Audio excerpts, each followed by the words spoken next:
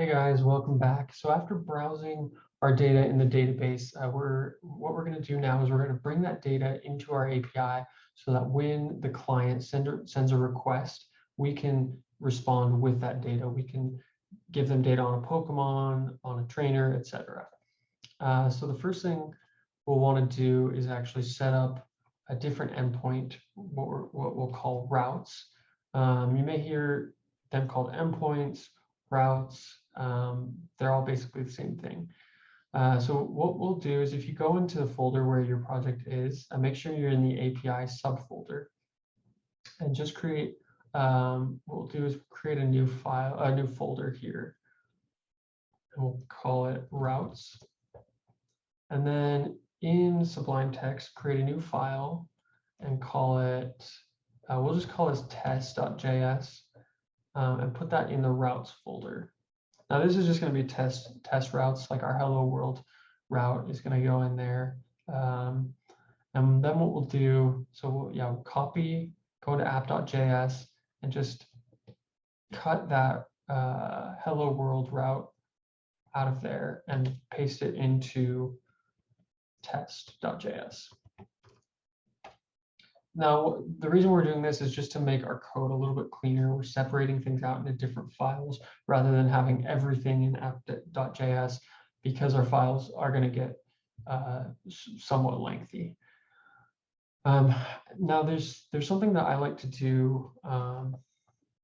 You don't have to do this. It's just kind of a convention that I've gotten into. But in app.js, we're going to add what are called environment variables. So if you type in module.exports and then .envars, that stands for environment variables, you can actually call this whatever you want. I call it envars. You can call it environment. What module.exports does is it essentially returns whatever is in module.exports from this file. I won't go into depth about that, but you'll see how it works in a second. And what we're going to add to this object is just the app object. Now, if you haven't seen this syntax before, this is just a JavaScript object, and this is the same as typing this. But since the key and the value are the exact same, we can just use shorthand and just type in app. And then I like to use a trailing comma, which is my convention. You can leave the comma out if you want. And then, so in our tests, we're going to be importing this object. So if you go to the top of test.js, and you can do const envars module parent exports. So again, if you haven't seen this before, this is just called deconstructed syntax. So it's the same as typing. If we got rid of these curly braces and put envars at the end of here, it's the same exact thing. Again, it's just a shorthand that I like to use. And then we're also going to type const app equals envars. And again, here's that same shorthand again. We could just type app and remove the curly braces, but I'm going to use the shorthand. And so what I was saying with the module.exports in app.js is we can import whatever is being exported from app.js into this file by typing module.parent.exports. And the reason we can do this is because we're going to be running test.js in app.js, and that makes app.js the parent of test.js. And so in order to do that, we will, after this module exports, we're going to type require. So this is that same import statement as above. And if we do a dot, that is the same as saying the current directory that we're in, routes/test. And so we don't have to put .js because it knows it's a JavaScript file. This is just going to run whatever's in test.js. It's as if we just took this code right here and pasted it right here. And in fact, what I said about this dot is correct. But what I'm actually going to do is we're going to make this a template string by using backticks instead of quotation marks. Then we'll use a template and do double underscore dir dir name. Now I think that's the right thing to write. Let's see. Yeah. So that's just another shorthand we can use for the current directory. But what it does is it actually converts this from a relative path into an absolute file path. And that's just a little bit safer. And now, okay, so now we'll just go into command prompt and we'll do node app.js, make sure everything's working. And we don't see any errors, so that's good. Now let's go to Postman and just hit send on our hello world endpoint. And if hello world comes back, you know everything's working. Now that may look the same to you, and it is, the code's doing the exact same thing. It's just a little cleaner now. I'm gonna hit Control C on this to end this. Now we'll actually bring the data in. So what we want to do is we'll want to install a couple packages. The first is called Sqlize. So if you type Sqlize, and the latest version of Sqlize is version 6. I've built this tutorial off version 5. One day I'll update it, but for now we'll just do, so type in Sqlize at 5.22.3. And the other thing we want to do is SQLite 3. If you're using a different database besides SQLite, like MySQL or Postgres, that's fine. What you'll want to do is you'll actually want to go to Sqlize.org and go to the v5 documentation. On the side, click on dialects, and this is going to tell you what package you need to install for your dialect. So if you have MySQL, it's a package called MySQL2. MariaDB is just MariaDB. SQLite is SQLite 3. Postgres is called PG, and you also need PG-HStore. And then Microsoft SQL Server is called Tedious. So that's just the change you'll have to do. But we're going to use SQLite 3. So go ahead and hit. Actually, just type in --save, hit enter on that, and it'll install those packages. Now, what these packages do is it just allows us to access our database in our code using JavaScript rather than using SQL syntax. You can use SQL syntax as well with these if you want to. Sometimes queries get kind of complicated, and it's just easier to use raw SQL. But that's what this is for. So now we just need to import Sqlize into our project. So notice the difference here. The constant, I'm using a capital S, but the package itself has a lowercase s. You can do it however you want, just make sure you're consistent. And you'll see why I'm doing a lowercase s or a capital S in a second. And then we want to add this to our environment variable. So I'm actually going to make a new object in here called requires. And these are actual packages that we're importing. And I'm going to add Sqlize to that. And then we're going to initialize our Sqlize object. So type in, so here's where I'm using lowercase s. Type in Sqlize. We'll do a new Sqlize object.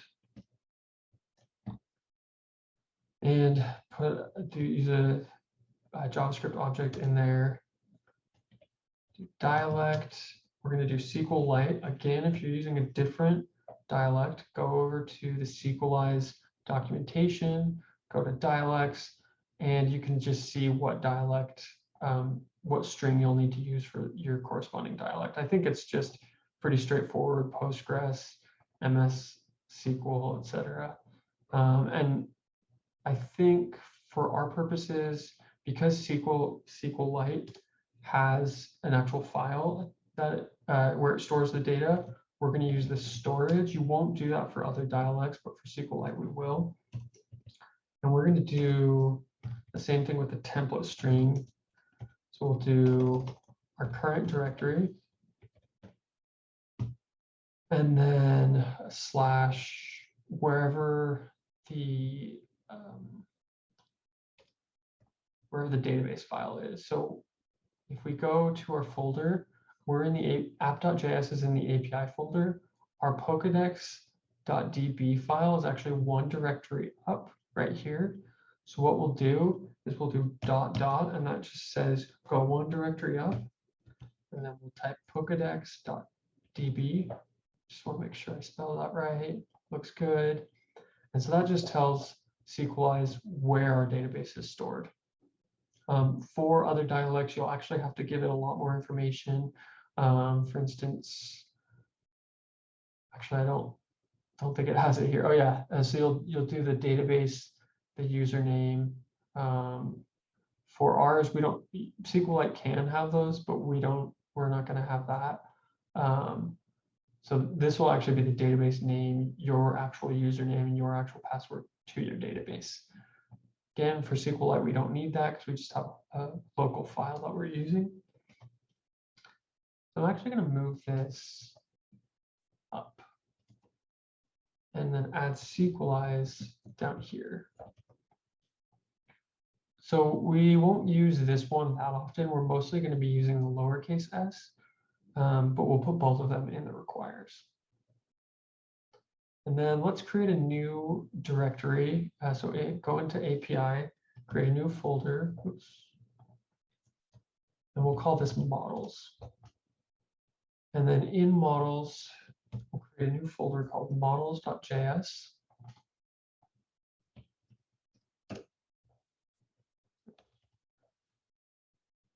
And we're going to import our envars. Just like we did in test.js. And then we'll create a new models object. And that's what we're going to be exporting from here.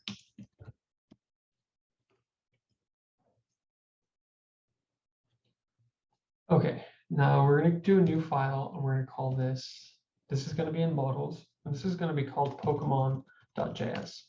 And this file essentially is going to be an object that corresponds to the Pokemon table in our database. So if we go over to the database structure and expand Pokemon, we can see here are all the columns or fields in the Pokemon table.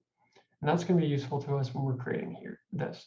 So what we'll want to do, we'll just go ahead and do module.exports. We're going to make this a function that we're exporting. And the function is going to take this envars parameter, and we're going to be passing in the environment variables into that. Then we'll do const Sqlize and also lowercase Sqlize.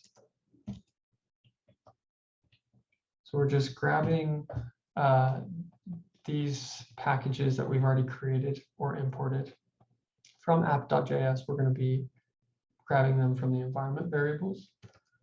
Then we're going to create a new class called Pokemon. Now make sure that's a capital P. And we're going to extend Sqlize.model. Again, I'm not going to really go into depth about what this means because this is just kind of a boilerplate code that we're creating. So now I'll do Pokemon.init.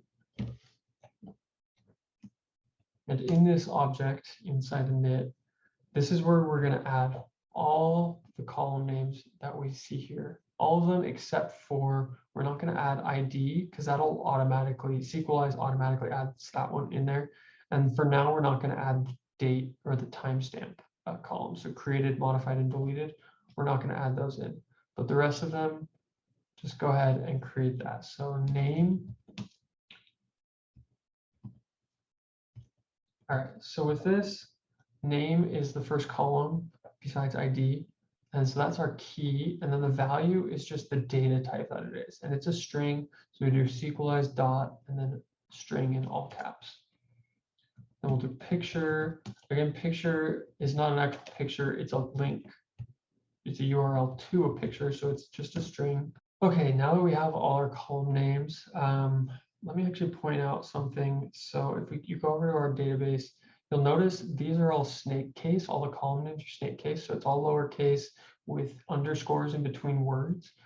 But in our code, we actually have them as camel case.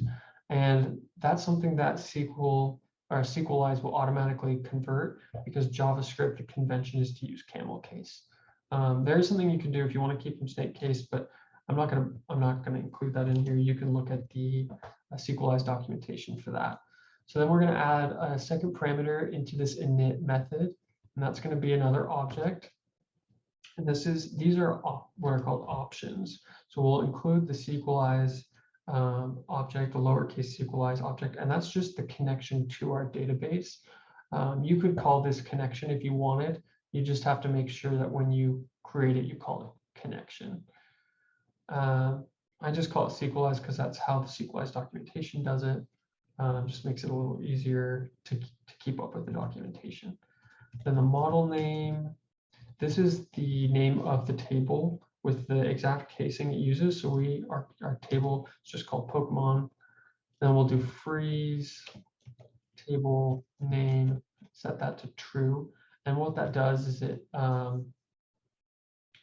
just makes sure, because our table is not called Pokemons, it's Pokemon because the plural of Pokemon is Pokemon. So Sqlize normally automatically uses the plural of whatever your model name is, but we want to keep it without an S at the end. Sqlize doesn't know that little trick, so we're going to say freeze table name to Pokemon. Then underscored. Now this is, again, this is how we convert everything from camel case to snake case when we're connecting to the database. Again, this all happens in the background. We don't have to worry about that. If your column names were actually camel case, you don't have to do this underscore true. And then next we'll do created at, and this is the name of our created column. We'll do updated at, name of our modified column, and deleted at, the name of our deleted column. And then we're going to do an option called paranoid true. And what this does is when we use Sqlize to delete a record, it won't actually delete it. It'll just set the deleted at date. And I think we're good. Finally, in this function, we're just going to return Pokemon. And so that's the basic structure of a model. And we need to do one of these for each of the tables. So if you want to go ahead and give that a try, and if you need to double check, you can just go to the repository on GitHub and make sure you're on the master branch. Just go into the folder, go into models, and you can see each of the models here. So for instance, evolution, this is what the file looks like. Again, you can just copy this if you want. If you want extra practice, go ahead and create them yourself. But they're not going to change once we've created them.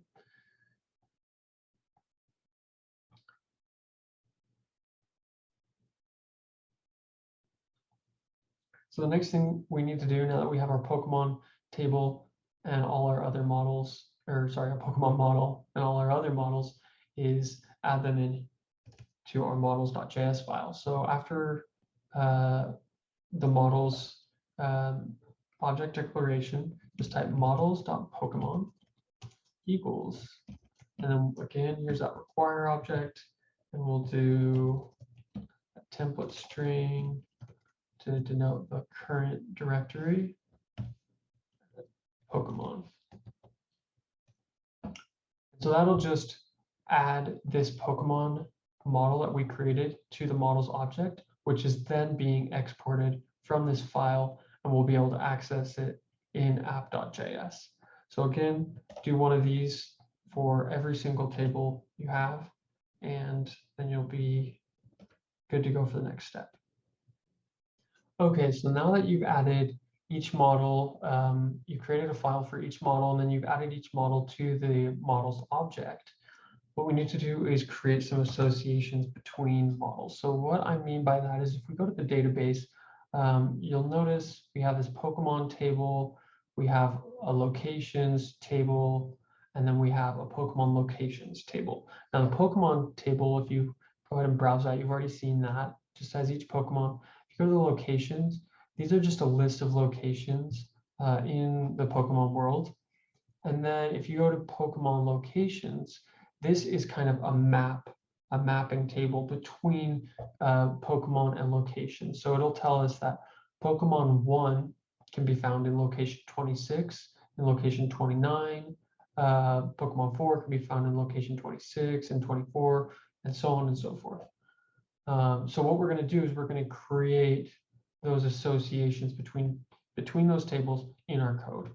Now, this gets a little complicated. I'm not going to go into depth about that. So if you want to just go ahead and head over to the repository, go to API, the API directory, models subdirectory, and then models.js, and just copy everything from lines 23 to 38 and put it right here.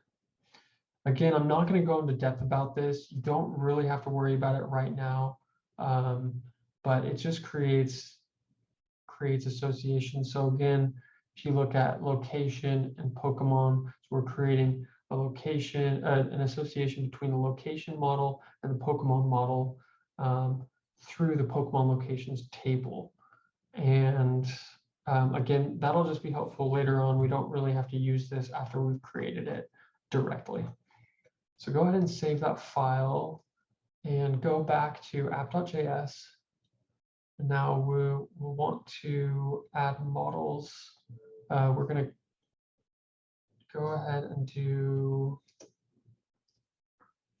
after our environment variables, do const models equals, and then require the models directory, or the, let's see, your models.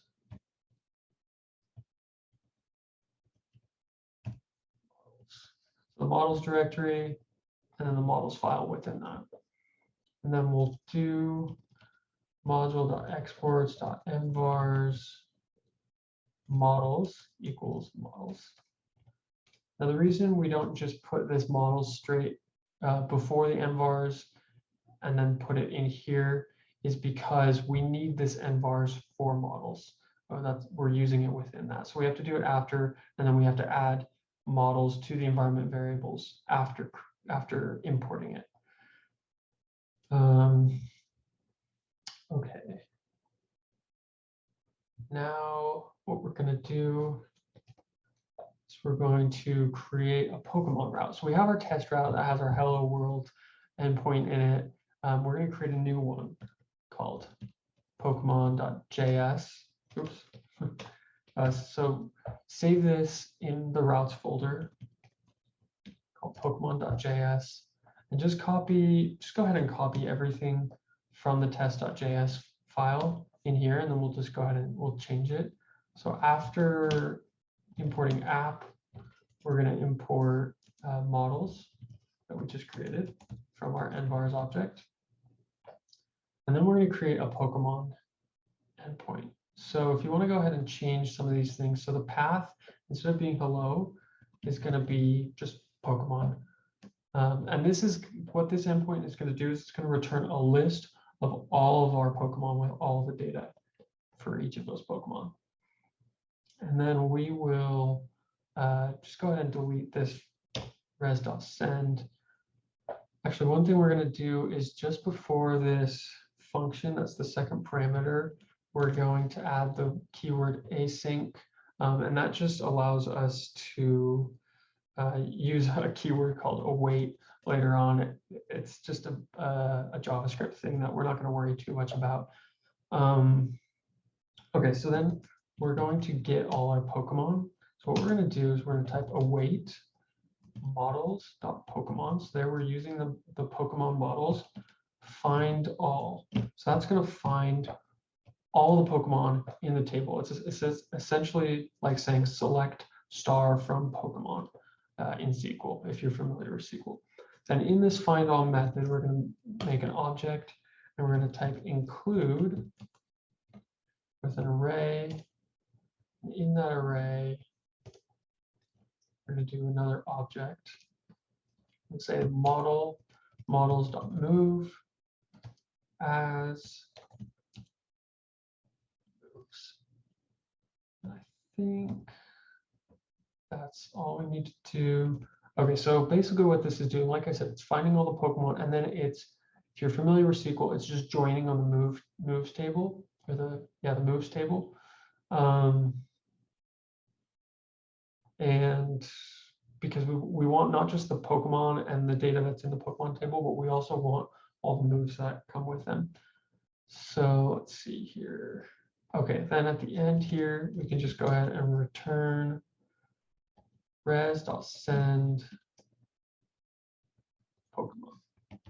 So like the hello world script, we're sending hello world. With the Pokemon endpoint, we're just sending all Pokemon data. So let's go ahead and let's see, we'll need to import this route.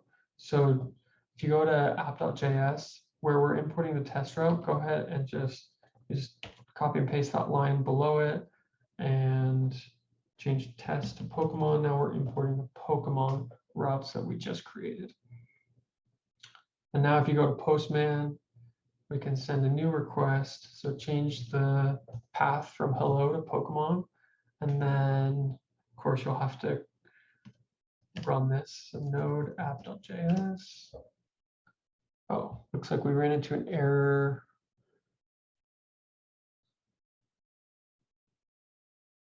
Oh, you know what? I think I forgot to do, this is my bad. So in the models.js file, where we're importing all the models, at the end, just before the semicolon, just add parentheses and type envars, because what we're exporting from each of these model files is a function. We have to call that function, and we're calling it with the parameter of envars.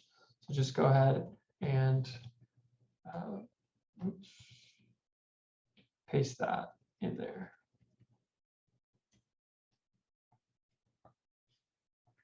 And there you go. It's pretty simple. Let's see. Let's go ahead and run that. Make sure it works. Okay, so no errors so far. Let's just keep this up here in case we see any errors. And then go ahead and hit that, send that request to the Pokemon endpoint. See what we get back. All right, so you'll notice there is a lot of data we got back here. I'm gonna make this bigger so we can see it all. So here we have an array, and in the array we have an object for each Pokemon. So you'll see for Bulbasaur, we got its ID, its name, picture, and we also have this moves array. Now it's empty because we don't have anything in the moves table, but if we did have something in the moves table and something in the Pokemon moves table, which is the mapping table between the two, we'd see all of Bulbasaur's moves right there. And so, yeah, you could just scroll through this, and this has all the Pokemon in it, all the way down to Mew, number 151. So that's it for creating our first route. We'll create the rest of the routes in the next video. I'll just highlight one thing. If you go over to your terminal window, you'll see once you hit that endpoint, it gives you this whole thing. This is the actual SQL that ran in order to pull back that data. So if you're familiar with SQL, you can take a look at that, see what it's doing. But yeah, we'll see you in the next video. We'll build some more routes and get some more data on Pokemon.